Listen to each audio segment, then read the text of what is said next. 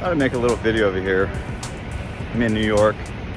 Before I came out here, I was seeing just how the city was falling apart and the world is ending, and you could buy into it pretty easy.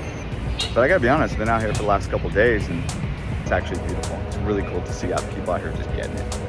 You know what I love so much about this city is just that entrepreneurship is alive, man. I mean, everywhere you look, there's a stand, there's a business, something's opening up. It's like, it's happening out here. You know, it's a city that just requires commerce. It needs new things. It feeds off of this energy. So if you're an entrepreneur, it's like one of the greatest cities in the world.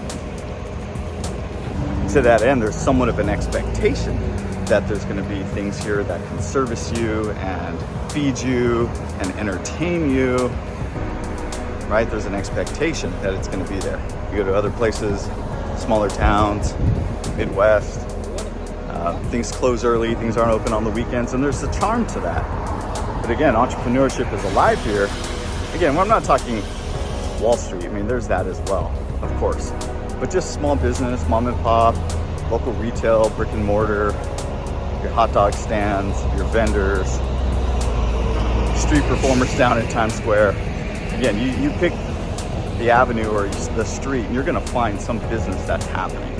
Whether it's some tiny guitar shop that I walked into the other day that had been there for 30 something years, or some fashion store, something that's been around, some institution, or some brand new restaurant that's just popping up. I mean, it's all here. It's alive. You can feel the energy. It's funny because yesterday I was walking down the street and I saw a guy selling waters for $1.50 out of an ice chest, just on the corner yelling, "Water, ice cold water, $1.50." I'm like, yeah, that guy, entrepreneurship. Again, he's just gonna stand out there and make money. There's people walking by, they're thirsty, it's hot. Go out and get it, get some. There's opportunity everywhere. What are you trying to do with that opportunity? How are you gonna monetize that opportunity? And people will say, oh man, New York, it's so expensive. Sure. What's not expensive? If you're trying to live in a world where things aren't expensive and hunker down and save every penny, I mean, that's not the way to expand. It's not the way to build. It's not the way to grow. It never is. It never has been. You got to invest. You got to put yourself in the right situation geographically. There's a lot of things that have occurred during the remote work environment where you don't really need to position yourself geographically, but maybe that's your competitive advantage, is that you did what it takes to move to NYC and start building a new network and a new community and meet new people and put yourself in different groups and, expand that way. Yeah, sure, you could work from your bedroom in Wisconsin. That's cool too. It might not get you what you're looking for. And remember, the world's a competitive place, so you're always competing against somebody. Are you competing against the person that's a couple blocks away from the contacts that you need? Are you competing against the person that could just walk to the networking event? Are you competing against the person that's able to go into the office? Right? You're definitely competing against someone or something for the thing that you're trying to accomplish, the thing that you're trying to get. So is the city expensive? Well, it's all relative to what you're trying to accomplish. Years ago when I was trying to break into the skateboard industry, the mecca of skateboarding in those days, late 90s, early 2000s, was San Francisco. And I somehow talked my way into working at Deluxe and all the great brands up there in San Francisco. But I had to make it work.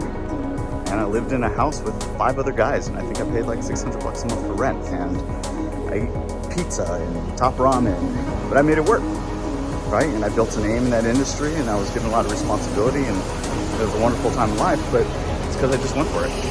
So is New York expensive? Is LA expensive? You can make it work. It just comes down to what you're willing to make work.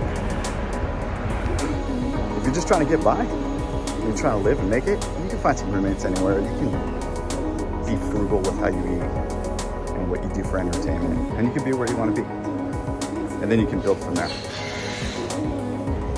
But New York has that spirit, there's something just in the air. People are out here getting it.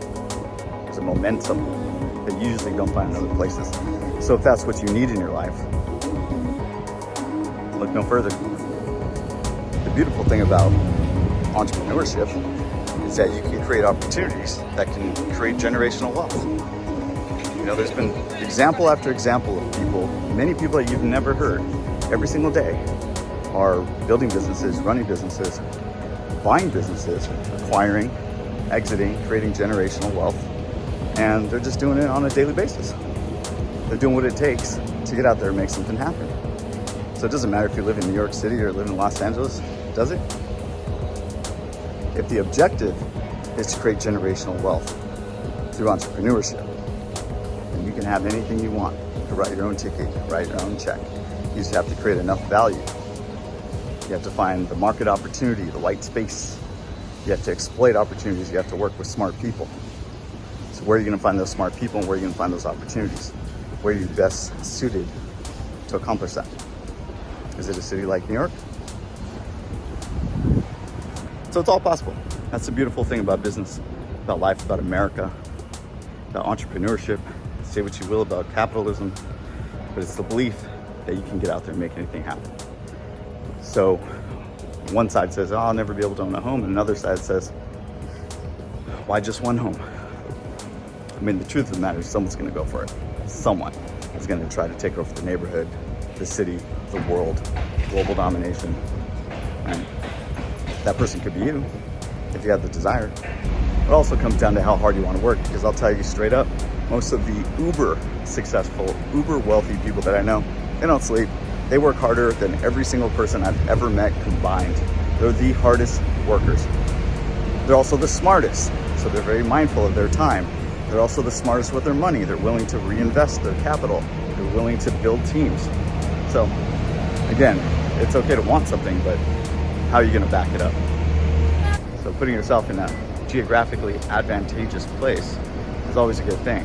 I mean, we did a video recently about Los Angeles and how everything's for lease, but I'm over here on the Upper East Side and it's cracking. I mean, there's tons and tons of businesses open, lots of retail, plenty of retail. I'm not seeing very many for lease signs, and in the middle of the day, I'm seeing people shopping, plenty of it. So while it might be dead in Beverly Hills, you know, the action's over here. So what are you looking for? Fame and fortune, money, a penthouse, a good time, a lot of money to be made,